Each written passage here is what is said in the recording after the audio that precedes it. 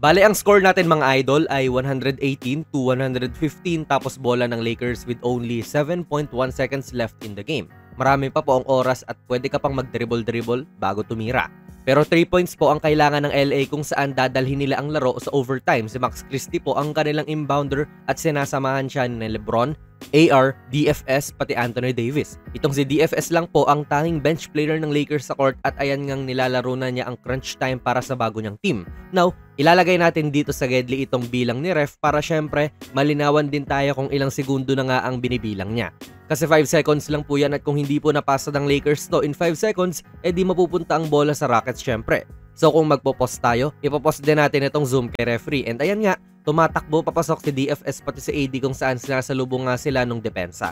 Okay to na pag-secure din mula sa depensa kasi pwede pang mag 2 quick points ang Lakers tapos mag-foul na lang sila ng player.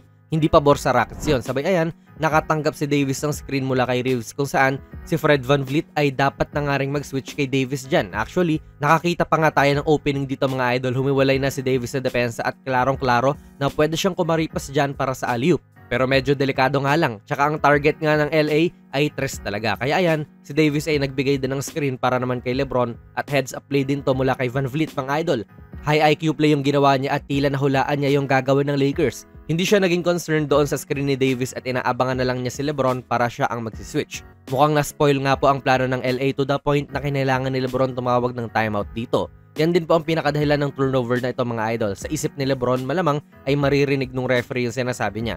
That's why hindi na siya nag-bother din na isil itong si Fred kasi kayang-kaya naman talaga niyang talunan itong si VanVleet para makuha ang pasa. Magpa 5 seconds na din kasi that made all the difference din talaga. Si Max din, hindi nakita yung sinasenya si LeBron at bilang inbounder nga ay dapat siya rin po ay aware kung kailan ba dapat tumatawag ng timeout sa ganitong sitwasyon kung may timeout nga kayo na pwedeng gamitin. Kaya ayan, naki-easy agaw tuloy si VanVleet, final na nga lang ni Bron.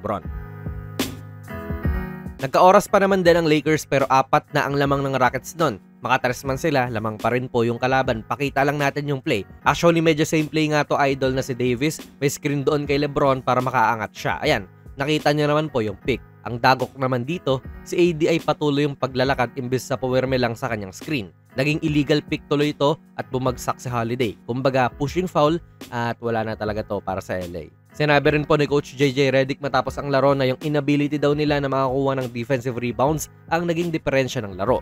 Our inability to get defensive rebounds was the difference in the game. At totoo po yung sinabi ni Coach. Like, tignan nyo, good defense na nga yung ginawa ni Rui. Nakasabay siya sa mas mabilis na player, hindi kumagat sa peke at na-challenge niya ng malala yung tira. Okay na, di ba? Pero itong si Hayes, hindi maayos ang pagkaka-box out kay Aquaman.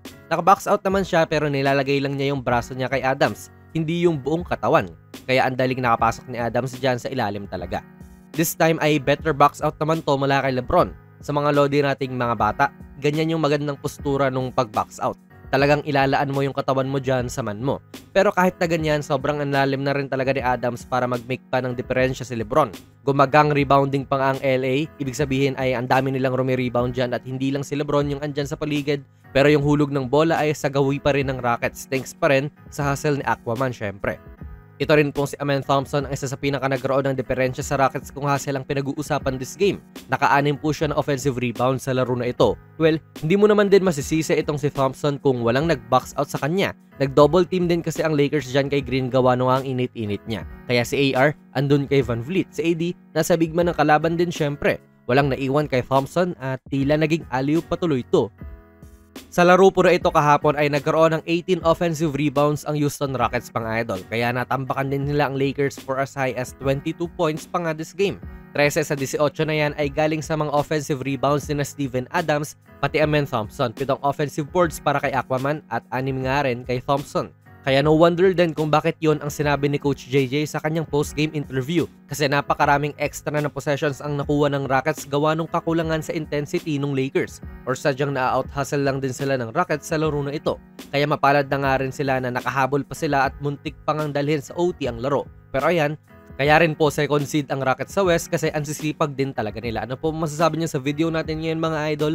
Ilagay nyo lang po ang inyong mga komento sa ating comment section sa baba at kahit na hindi na Pasko, ongoing na po ang ating giveaway ngayong Pasko na Giannis Immortality 3. Hanapin nyo lang yung ating video sa YouTube na ito po yung thumbnail para sa mechanics. Ilalagay ko na lang din ang link sa description and comments. Kung nagustuhan nyo po ang ating video ay pakipindot na lang idol ng like button, mag-subscribe ka na rin sa ating channel at ako nga pala si Jonas PB and as always, hanggang sa muli.